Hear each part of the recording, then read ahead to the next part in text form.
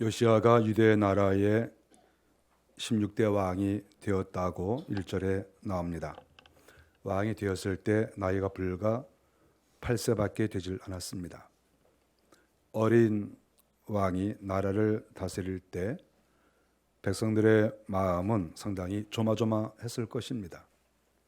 어떤 사람이 왕이 되느냐에 따라서 그 나라가 발전하느냐 또는 망하느냐가 다 결정이 되기도 하고 큰 영향을 끼치기 때문에 이런 왕이 또는 어떤 공동체의 지도자가 세워질 때에는 다 사람들이 관심을 기울일 수밖에 없고 또 흥분이 되든지 또는 가슴이 조마조마하든지 이런 상태에 있을 거라고 생각합니다. 어쨌든지 8살밖에 되지 않은 그러한 아이가 왕이 되었을 때 많은 사람들이 염려하고 장차 이 나라가 어떻게 될 것인가 생각을 많이 했을 것입니다. 그런데 요시야는 31년 동안 이스라엘 나라를 다스렸다 이렇게 말하는 것을 보니까 그 이후에 그래도 나라를 잘 섬겨나갔던 것을 볼 수가 있습니다.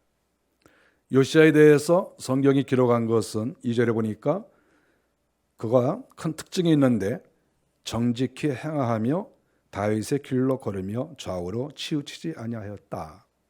이렇게 성경이 묘사하고 있습니다. 정직히 행하며. 왕이 정직히 행하는 것은 어렵습니다. 왕은 정치적으로 또 이렇게 가면을 쓸 수도 있고 어떤 때는 거짓말도 많이 할 수 있거든요. 그런데 지금 요시야는 정직히 행했다. 하나님께서 아주 관심 있게 보신 거죠. 이런 왕이 쉽지 않다. 이렇게 생각하시고 정직히 행했다. 다윗의 길로 걸으며, 다윗은 약점도 많이 있지만 그래도 하나님 중심으로 살려고 아주 몸부림을 쳤습니다. 자기를 높이지 않고 겸손하게. 그래서 다윗의 길로 행했다고 성경이 기록합니다. 얼마나 귀하겠습니까? 하나님을 바라보면서 자기 자신을 높이지 아니하고 두렵고 떨림으로 하나님을 섬기고 백성을 위해서 일하고 그러한 사람이라고 하는 것이죠. 좌우로 치우치지 아니하였다. 우리가 사람이 좌우로 치우친 사람을 많이 봅니다. 인생을 살면서 우리가 많이 느끼는 것은 왜 이 사람은 편향이 됐을까? 사람은 어떤 쪽에 관심을 갖거나 어떤 쪽에 또 자기가 더 몸이 갈 수도 있어요. 그것은 우리가 무시할 수가 없죠. 그런데 아예 근본적으로 편향된 사람이 있습니다. 어떤 일이 있어도 항상 A라고 하는 쪽으로 속하고 무슨 일이 있어도 자기는 B고 우리가 이것을 편향된 사람이라고 볼 수 있습니다. 편향된 사람은 지도자가 되면 안 돼요. 우리가 항상 우리 성경의 가르침대로 이렇게 요시야는 좌우로 치우치지 아니하였다. 어느 곳에 속해 있지 않고 항상 하나님 중심으로 이렇게 나라를 다스려 나갔다. 이렇게 말씀을 하고 있습니다. 이런 극찬을 들은 것은 이 다윗 이후에 유다 왕들 중에서 요시야뿐이라고 말할 수 있습니다. 성경에 이렇게 보면 그렇게 나와요. 다른 사람에게는 이런 극찬을 하지 않았습니다. 그러니까 어떤 왕은 하나님 앞에 비판을 듣는 왕이 있고 어떤 왕은 그저 평균적으로 되는 사람이 있고 오늘 요시야처럼 하나님 앞에 극찬을 듣는 이런 사람도 있다. 이것은 왕도 그러하고 또 교회의 지도자들도 마찬가지예요. 칭찬을 듣는 사람이 있는 반면에 비난거리가 되는 그리고 저 사람은 편향됐어 이런 말을 듣는 사람이 있을 수 있다. 이렇게 말할 수 있습니다. 유대 나라에 그렇게 왕들이 많이 있어도 하나님께서 칭찬하신 왕은 이제 성군이라고 말할 수 있죠. 여호사밧 그리고 히스기야 그리고 여기에 등장하는 요시야 이 세 사람을 성군이라고 말할 수 있습니다. 아무리 왕이 20여 명이 돼도 그래도 괜찮은 왕은 하나님을 두려워하고 백성들을 위해서 진정으로 일한 왕은 이렇게 몇 사람만 그러하고 나머지는 다 가짜고 나머지는 다 형편없다. 이렇게 성경에서 말씀을 하고 있는 것이지요. 이러한 요시야가 비록 어려서 왕이 됐지만 그에게는 여러 가지 변화가 일어났습니다. 3절에 보니까 요시아가 왕이 된 지 8년, 즉 그가 16살 때 다윗의 하나님을 비로소 찾았다. 저는 이 말씀이 굉장히 제 가슴을 울리고 정말 이것은 이스라엘 나라에 있어서 축복이라고 생각합니다. 요시아 자신에게는 물론 이러니와 나라 전체에도 이것은 상당한 축복이라고 생각해요. 왜냐하면 다윗이야말로 하나님이 가장 기뻐하는 왕이고 사람인데 다윗의 하나님을 비로소 찾았다. 이스라엘 사람이 하나님 안 믿는 사람 어디 있겠습니까? 다 하나님 믿어요.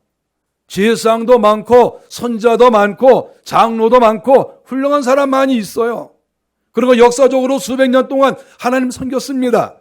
그런데 성경은 비로소 다윗이 믿는 하나님, 다윗의 하나님을 비로소 찾았다.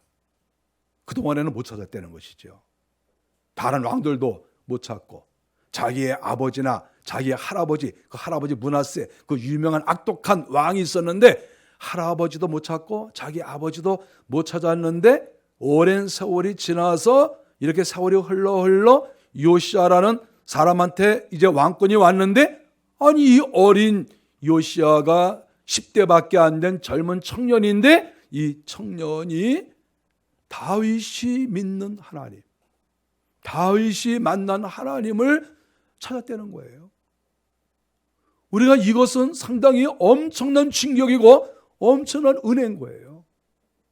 다윗의 하나님, 다윗이 그렇게 하나님의 사랑을 받고 하나님께 날마다 그렇게 예배하기를 즐거워하고 그렇게 하나님 말씀대로 살기로 그렇게 몸부림을 쳤는데 이러한 다윗의 하나님을 이 젊은 요시아가 찾았다, 만났다 하는 것은 이제부터는 이 나라에게는 하나님의 은혜가 넘치는 것이다.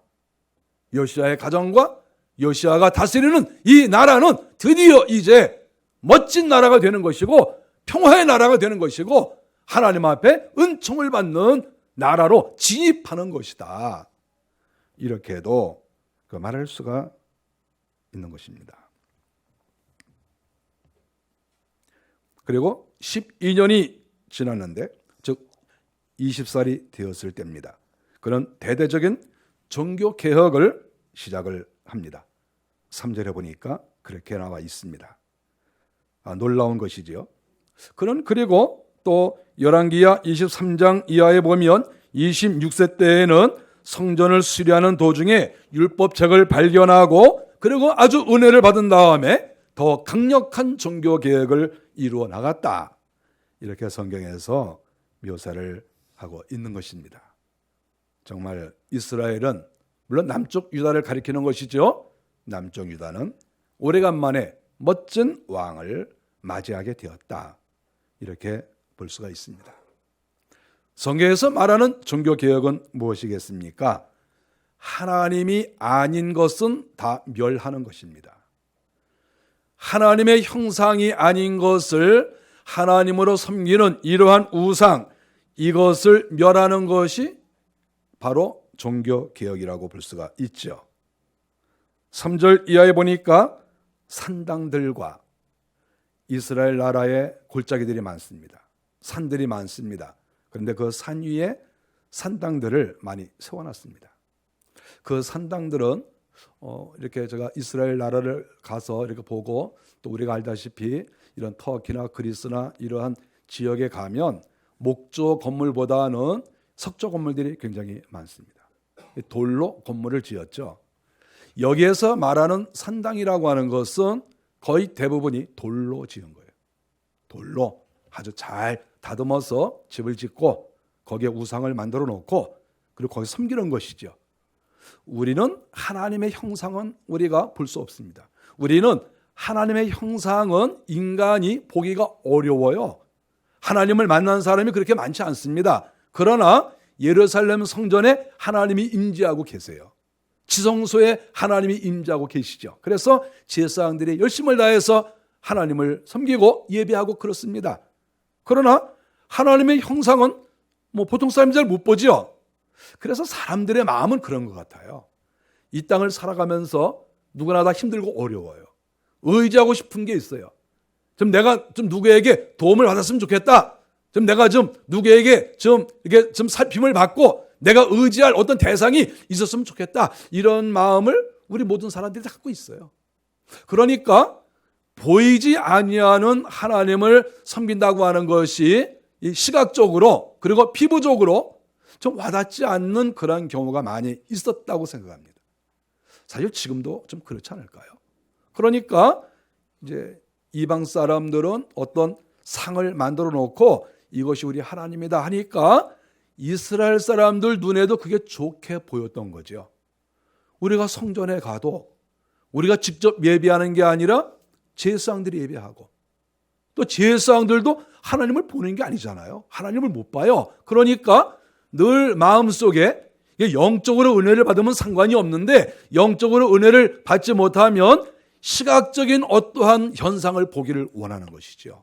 그래서 이방 사람들이 바알을 섬기고 또 아세라 목상, 아세라는 이제 여자 신인데 나무로 이렇게 만드는 것인데 이런 아세라 목상을 만들고 이렇게 하는 것을 좋게 보고 우리도 한번 그렇게 했으면 좋겠다 이렇게 생각하고 하나님을 믿는 그 사람들이 이방 사람이 그 믿는 그 허황된 가짜 신인 우상을 만들어서 여기저기 갖다 놓았다는 것이죠. 솔로몬 때 주로 그렇게 많이 했고 또 북쪽 나라에서는 아합 이스라엘 때 아주 적극적으로 그렇게 했습니다. 그것이 한번 생기면 잘 안 없어져요. 이 세상에는 참 그런 게 있어요. 무엇이든지 한번 시작하면 그거 돌이키기 어려워요. 한번 시작하면 그것이 뻗어나가면 뻗어나갔지 이것이 사라진다는 것은 굉장히 어렵습니다. 더군다나 눈에 보이는 거 만들어 놓은 것이 이거 없애는 거 그거 쉽지 않습니다. 우리가 알다시피 히스기야 때 종교개혁을 한번 했어요. 히스기야 왕이 솔로몬 시대 때 만들었던 그 우상들을 다 이렇게 제거했습니다. 근데 가만히 역사를 보고 성경을 보면 이제 우상을 만들어 놨잖아요. 근데 히스기야가 이 우상을 없애는데 그냥 땅속에 그냥 묻었습니다. 이걸 헐고 제단 같은 거, 돌 같은 것은 헐면 되는데 어떤 신상이 있지 않습니까? 그러면 이 신상도 원래는 이거 다 부셔버려야 되는 거거든요. 워낙 숫자가 많으니까 신상의 숫자가 많으니까 야 그냥 땅 파고 묻어. 그래서 땅 파고 묻기도 하고 또 어떤 곳에서는 또 땅을 파는 게 또 힘드니까 그냥 쓰러뜨려 놔. 그래서 그냥 이렇게 쓰러뜨려 놓고 히스기야 왕 때 그렇게 했어요. 그런데 문제는 돌로 만들어 놨기 때문에 돌로 만든 것들은 없어지질 않아요. 땅에 묻었어도 간신히 이렇게 묻어놨겠지 그거를 누가 무슨 시체 묻듯이 깊이 이렇게 했겠습니까? 웬만큼 이렇게 묻어놨고 어떤 건 그냥 땅 위에 이렇게 굴러 다니고 있는 것이죠. 이렇게 세월이 이제 몇십 년씩 이렇게 지나간 겁니다. 몇십 년 지나가니까 므낫세 왕이 다시 또 그 신상을 세웠습니다. 땅에 좀 살짝 묻혀 있는 거 다시 다 꺼내서 세우고 땅에 굴러다니는 거 다시 세우고 그래서 므낫세가 40여 년 동안 이 우상을 다시 섬겼습니다. 완전히 없애야 되는데 완전히 없애지 못한 거예요. 형상이 있으니까. 이게 문제였던 거예요. 그런데 이 요시야의 개혁을 보니까 요시야는 좀 더 구체적으로 히스기야가 한 것보다는 좀 더 강력하게 개혁을 해나가는 것을 성경에서 볼 수가 있습니다. 4절에 보니까 무리가 왕 앞에서 제단들을 헐었으며 근데 여기에서 우리가 생각하는 것은 무리가 왕 앞에서 제단들을 헐었다. 그 우상의 제단을 허는데 왕 앞에서 즉 왕이 철거 현장에 있었다는 것이죠. 그리고 나중에 성경에 보면 이제 왕이 여기저기를 다 다니면서 예루살렘으로 돌아왔더라 하는 이 말을 보면 요시야 왕이 우상을 완전히 박멸할 때 현장에 항상 갔었다. 이런 말로 볼 수가 있어요. 단순하게 자기 아랫사람들 시켜서 자 우상들 다 없애시오. 그리고 책상에 앉아가지고 보거나 받고, 그래 몇 개나 없앴어? 1000군데 없앴습니다. 그럽니까? 그리고 가만히 앉아 있는 게 아니라 직접 그 자리에 가봤다는 것이죠. 왕 앞에서, 그리고 예루살렘으로 돌아왔더라. 현장에 있었던 거예요. 그래서 그가 예를 들어서 고라신이라는 곳에 갔다. 그러면 거기에 가서 부숴라. 부시는 거 다 보고 잘 관찰하고, 잘 부시면 소고기 좀 더 주십시오. 양을 좀 더 잡아라. 그래서 대우도 좀 잘해주고, 또 야근 일을 하면은 또 왕이 옆에서 격려도 해주고, 노래 좀 불러줘라. 그래서 노래도 좀 부르고, 왕이 현장에서 총지휘를 한 것으로 성경에 나와 있는 거예요. 사람에게 맡기지 않고, 부하에게 맡기지 않고, 이 우상을 없애는 일에 대해서는 내가 적극적으로 내가 나서겠다. 이것만은 없애야 되겠다. 다윗이 만난 하나님을 철저히 믿고 의지하고 하나님을 체험한 이러한 그러한 믿음이 이 요시야에게 있었던 것이죠. 그러므로 그가 철저하게 제단들을 허물어 나갔다. 이렇게 말하고 있습니다. 4절에 보니까 바알의 제단은 또 다 이렇게 없앴습니다. 바알의 제단이 백성들의 큰 영향을 끼쳤습니다. 하나님을 믿는 그 믿음에서 이방신을 섬기게 되는 아주 악한 그러한 행동이죠. 태양상을 찍었다. 4절. 이 태양상은 바벨론이나 애굽이나 그 지역에서 다른 나라에서도 많이 섬기던 그런 형태였습니다. 근데 그것이 이스라엘 나라에도 들어온 것이죠. 바로 그런 것들을 다 무너뜨려 버렸다. 아주 종류가 많습니다. 4절에 보면 우상들을 다시 세우지 못하게 특별히 콩가루처럼 빻았다. 이렇게 말씀을 합니다. 저는 이 본문을 보면서 생각을 많이 했습니다. 저는 이렇게 터키나 그리스 지역에 다니면서 수많은 우상을 제가 봤습니다. 석조로 이 돌로 만든 우상들을 제가 이렇게 많이 보았는데 제가 상상을 한번 해본 거예요. 우리 사람의 키보다도 5배, 10배, 20배나 되는 큰 그러한 신상들이 많습니다. 그러면 그 신상들을 빻아서 콩가루처럼 만들었다. 이렇게 성경에 기록했을 때 이게 과연 가능한가? 얼마나 고생을 많이 했을까? 이런 생각을 해봤어요. 아니, 돌을 어떻게 콩가루처럼 만듭니까? 이걸 어떻게 빻습니까? 제가 생각을 많이 해봤어요. 제가 만일에 요시야의 부하였었다. 그러면은 만일에 왕이 야, 너 가서 저거 콩가루로 만들어라. 그러면 예. 그리고 만들어야 되는데 이걸 어떻게 만들까 생각을 해본 거예요. 그럼 일단 석수쟁이를 불러서 이 큰 돌로 만든 신상이 있으면 이것을 10토막을 내어라. 그러면 또 석수쟁이들이 와서 이렇게 어떻게 해가지고 조각을 쫙 내고 그다음에 이걸 어떻게 또 콩가루를 만듭니까? 뭘 갈아야 될 거 아니에요. 그러면 큰 쇳덩어리를 어떻게 쇳덩어리로 이렇게 절구를 만들든지 하여간 맷돌을 만들든지 해가지고 돌을 거기다가 이렇게 잘게 부숴서 놓으면 이게 큰 쇳덩어리가 돌아가면서 이렇게 빠야 될 거 아니겠어요? 제가 별 상상을 다 해본 거예요. 만일에 저한테 시키면 제가 왕이여 할 수 없겠나이다. 저는 그렇게 얘기할 수밖에 없는 그런 상황이에요. 여러분 같으면 어떻게 하겠습니까? 아니 무슨 콩가루를 만들어 그걸 땅에 묻으면 됐지.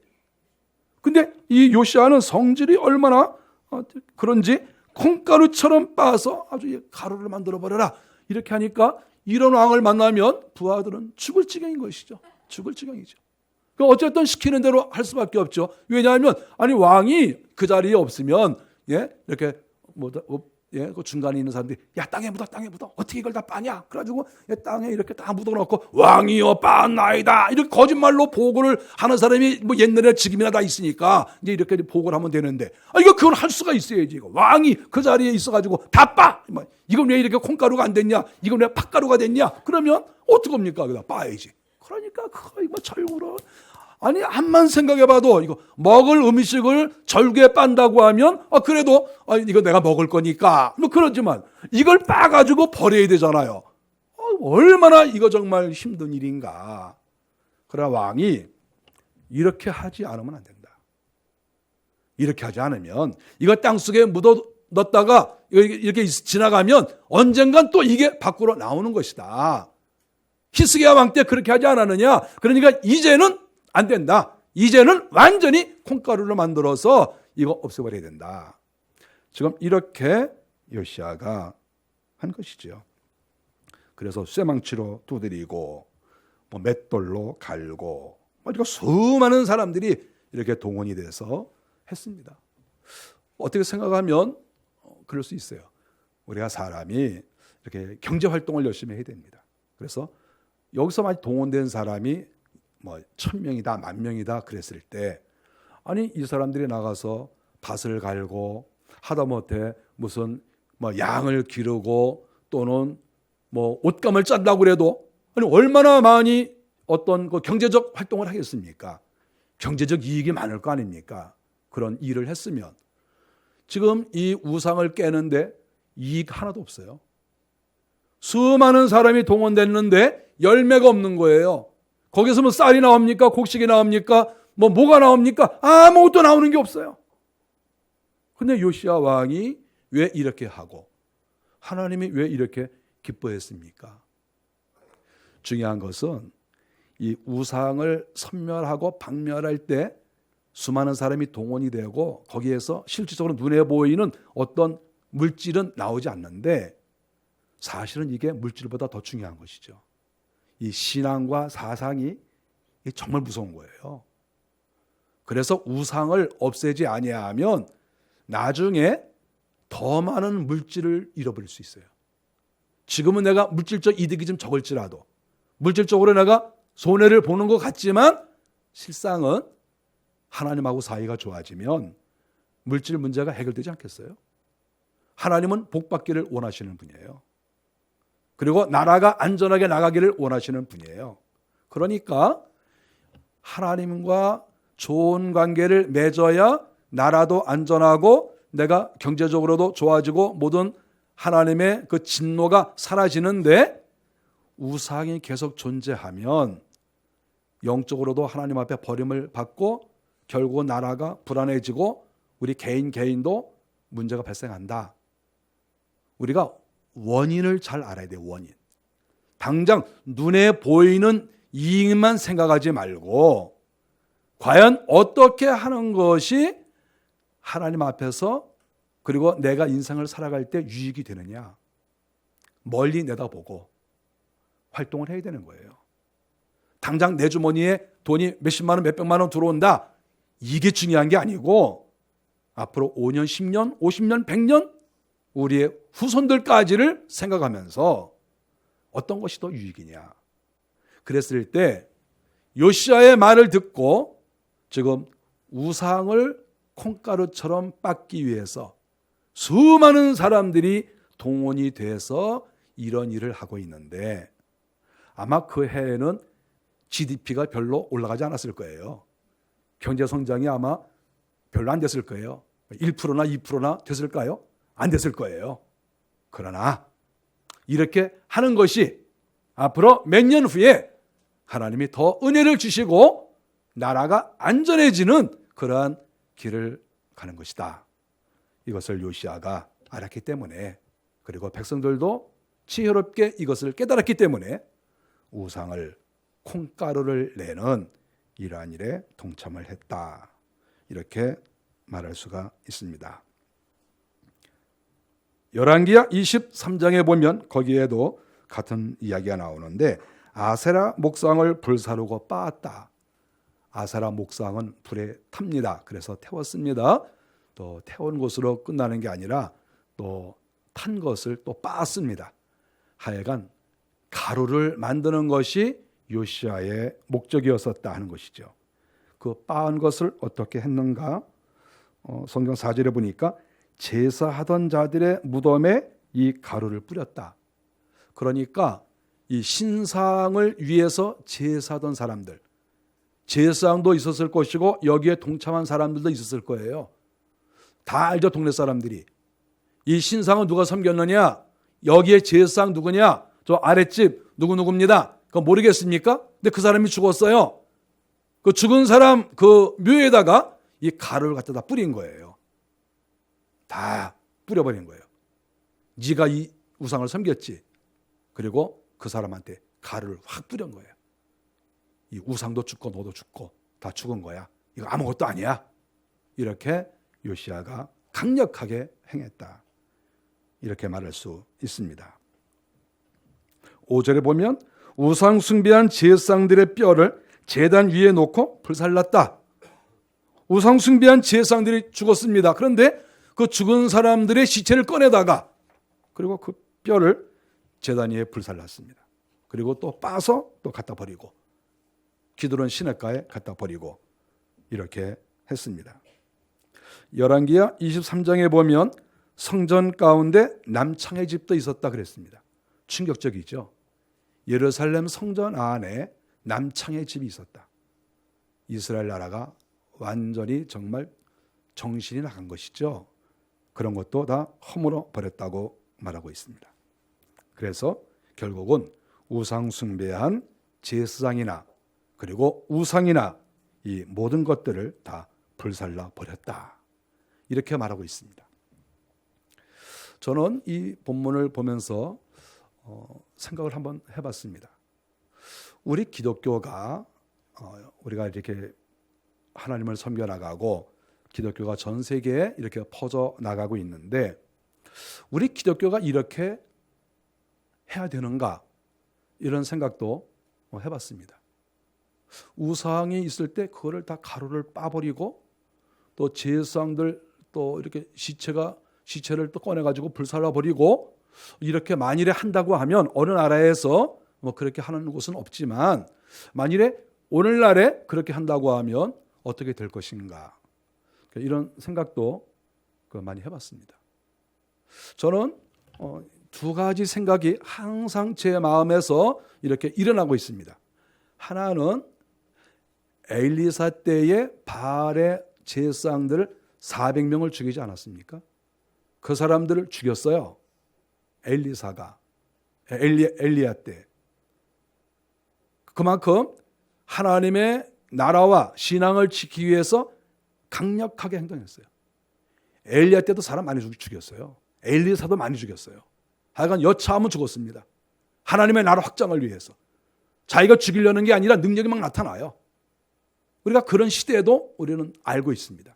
그랬을 때 저는 이 시대에 살아가면서 우리 기독교가 이렇게 늘 말하면 순교 뭐 이런 걸 얘기를 많이 해요. 그래서 우리가 교회에서 안에서 순교당한 사람들을 이게 많이 우리가 알고 있는데 그분들을 존경해요. 이분들은 그 환난과 핍박 속에서 박해 속에서 신앙을 잃지 않고 순교를 했다고 아주 이렇게 귀하게 여깁니다. 저 그거 귀하다고 생각해요. 그런데 순교가 왜 일어났죠? 기독교가 약하니까 일어난 거예요. 만일에 기독교가 강했으면 순교자가 발생하지 않죠. 그러니까 순교자가 발생했다는 그 뜻은 기독교가 힘이 없었다라는 의미와 거의 같은 의미라고 볼 수가 있어요. 우리 대한민국에서 순교자 일어나지 않습니다. 왜 그렇습니까? 그것은 대한민국의 기독교가 왕성해서 그런 거예요. 그래서 저는 제 마음에 항상 순교자가 될 수도 있다. 또 순교자도 귀한 것이다 라는 마음이 항상 있으면서 또 한편으로는 엘리야, 엘리사 때처럼 강력한 하나님의 능력이 나타나면 죽는 게 아니라 오히려 원수를 죽이는 이방신의 제사장들을 죽이는 이러한 위치에 서는 게 아닌가. 요시야라고 하는 이 믿음의 왕이 등장함으로 인해서 이방신을 처단할 수 있고 그리고 하나님을 믿는 사람이 더 하나님을 잘 믿을 수 있는 분위기를 만든 게 아닌가. 어떻게 보면 이긴 자의 모습을 보인 게 아닌가. 우리의 싸움은 물론 육적인 싸움은 아니에요. 그런데 우리가 냉정하게 생각해 보세요. 정치적으로 기독교가 약세가 되면 순교자가 발생을 합니다. 그러나 정치적으로도 기독교가 어느 정도 힘을 얻으면 이긴 자의 자리에 서는 것이지 그렇게 핍박을 받거나 순교자의 입장에 있는 게 아니죠. 저는 늘 북한을 생각합니다. 우리 부모님이 북한 출신이니까 늘 생각을 해요. 북한이 어떻습니까? 기독교가 약자가 아닙니까? 그러니까 기독교인들은 오히려 감옥에 가고 수용소로 끌려가고 기독교인의 핍박은 말할 수가 없어요. 순교자가 많이 나타나요. 우리는 그것을 우리가 어떻게 생각해야 되느냐? 순교자가 나오는 것은 귀한 일이지만 꼭 순교자가 나와야 되느냐 하는 문제는 우리가 생각을 안 해봅니까? 만일에 북한이 하나님을 잘 믿는 사람이 만일에 왕이 되었다 그러면 순교자가 왜 발생하죠? 발생할 필요가 없잖아요. 중국도 마찬가지죠. 중국의 시진핑이 기독교를 핍박하고 있어요. 만일에 북한의 시진핑이 하나님을 믿는 사람이다, 최소한도 중립적인 사람이다 그랬다고 하면 왜 거기에서 교회가 무너지고 선교사들이 쫓겨나오고 기독교인들이 어려움을 겪습니까? 우리는 단순하게 신앙만 생각해서는 안 돼요. 신앙과 정치는 연결이 되어 있는 거예요. 요시야라고 하는 걸출한 하나님의 사람이 나오니까 우상을 박멸하고 하나님을 믿는 사람들이 힘있게 하나님을 섬길 수가 있는 거예요. 중국도 마찬가지고 북한도 마찬가지고 대한민국도 마찬가지고 어떤 사람이 지도자가 되느냐에 따라서 이 나라가 경제적인 것뿐만 아니라 우리 신앙에 있어서 우리가 이긴 자가 되고 정말 은혜스럽게 신앙생활을 하느냐, 그렇지 아니하면 공연히 순교자가 나오느냐. 아니 순교자를 왜 일부러 냅니까? 순교자를 왜 내요? 순교자는 할 수 없이 나오는 것이지 왜 순교자가 왜 나올 이유가 뭐가 있냐 이거예요. 다시 말하면 순교자가 나오는 이유는 정치적으로 기독교가 안정을 누리지 못한다는 것이고 정치적 보호를 받지 못한다는 그러한 의미가 아니겠습니까? 그래서 요시야는 다윗을 믿는 그러한 마음으로 모든 우상을 타파하고 하나님의 나라를 만들어 갔다. 6절에 보면 황폐한 성읍에게도 그렇게 했다. 이 황폐한 성읍이라고 하는 것은 이스라엘 나라는 남쪽 유다와 북쪽 이스라엘이 있는데 북쪽 나라가 먼저 망하지 않았습니까? 그래서 북쪽 나라를 여기에서는 황폐한 성읍이라고 말하는 거예요. 그런데 지금 남쪽 나라의 요시야 왕이 이미 망해버린 나라, 거기 비어 있어요. 물론 어느 정도 유다 나라가 힘을 쓰고 있지만 그게 비어 있는 아수르가 좀 약해졌거든요. 그래서 비어 있는 거기까지 간 거예요. 베델에도 가고 또 납달리에도 가고 여기저기 다니면서 거기에 세워진 그런 우상들을 다 없애버린 거예요. 남들이 잘 가보지 않은 곳까지, 산골짜기에 있는 것까지 다 찾아다니면서 하나하나 요시야가 다 없애버렸다. 이렇게 성경에서 말씀을 하고 있습니다. 요시야가 이렇게 한 것은 과연 어떤 유익이 있을까? 우리가 어떤 정책을 폈을 때는 항상 첫째로는 하나님이 기뻐하셔야 되고 두 번째로는 백성이 좋아야 됩니다. 그것이 정책이지요. 백성들이 손해를 본다. 그러면 그건 정책이 아니죠. 하나님이 기뻐하시지 않는다. 그러면 그거는 큰일 날 일이죠. 그래서 항상 어떤 공동체든지 그 공동체에서 어떤 계획을 세워서 이루어 나갈 때에는 첫째로는 하나님이 기뻐하시고 둘째로는 백성이 좋아야 돼요. 어떤 정책을 썼는데 자기에게만 이익이 된다. 그건 지도자가 아니죠. 그거는 사기꾼이고 그것은 정치를 빌미로 한 자기의 이익을 취하는 그러한 고리대금 업자와 다를 게 없는 거예요. 탈취자와 깡패고 조폭과 같은 거예요. 우리가 지도자들은 정신 차려야 되는 거예요. 내가 어떤 공동체를 운영하든지 간에 그 공동체의 유익이 되어야 되는 거예요. 내 주머니를 생각하지 말고 내 배를 생각하지 말고 항상 이 공동체의 유익이 되느냐. 우리가 교회에서 어떤 일을 결정해 나갈 때 내년도에도 우리가 사업 계획을 세워나갈 때에도 이것이 우리 교회에 어떤 유익이 되고 그리고 세계 교회에 어떤 유익이 되느냐 항상 이것을 생각하는 것이지 누구누구 특정한 사람의 그러한 주머니를 채우는 것이냐 이러한 정책은 있을 수가 없는 거예요. 이거는 우리가 분명히 해야 되는 거예요. 나라도 마찬가지고 항상 백성들에게 유익이 되느냐, 하나님 앞에 기쁨이 되느냐, 이것이 최우선이고 이것 외에는 생각할 여지가 없는 거예요. 우리가 그런 마음을 가지고 지도자로서 살아가야 되는데 요시야는 이것을 하고 있는 것입니다. 우상 숭배를 완전히 박멸함으로 하나님의 사랑을 받고 그래야 나라가 온전하게 설 것이 아니겠습니까? 결국 이것이 백성들에게 도움이 되는 거예요. 결국 요시야 자신의 이익을 위해서 이렇게 행한 거 아닙니다. 요시야가 왕궁을 짓기 위해서 어떠한 계획을 세운 게 아니고 자기의 노후를 위해서 무슨 계획을 세운 게 아니라 나라를 위해서, 하나님의 영광을 위해서 완전히 그 하나의 목표를 가지고 강력하게 나간 것이다. 이렇게 볼 수가 있습니다. 사도행전 4장 12절에 보니까 다른 이로서는 구원을 받을 수 없나니 천하 사람 중에 구원을 받을 만한 다른 이름을 우리에게 주신 일이 없습니다. 구원을 받는 길, 하나님의 사랑을 받는 길은 다른 길이 없어요. 하나님밖에 없어요. 하나님이 세상을 창조하시고 하나님이 우리 인간을 만드시고 하나님이 지금도 온 세상을 통치하셔요. 그래서 하나님께 나가는 것만이 내 영혼과 내 육체가 복을 받는 그런 길이라고 하는 것이죠. 고린도후서 10장 4절에 보니까 우리의 싸우는 무기는 육신에 속한 것이 아니요 오직 어떤 견고한 진도 무너뜨리는 하나님의 능력이라. 모든 이론을 무너뜨리며, 저는 모든 이론을 무너뜨리며, 이 말씀이 정말 귀한 말씀이라고 생각합니다. 이 땅에는 별의별 주의, 니즘이라고 하죠. 별의별 주의가 있어요. 무슨 주의 많이 있습니다.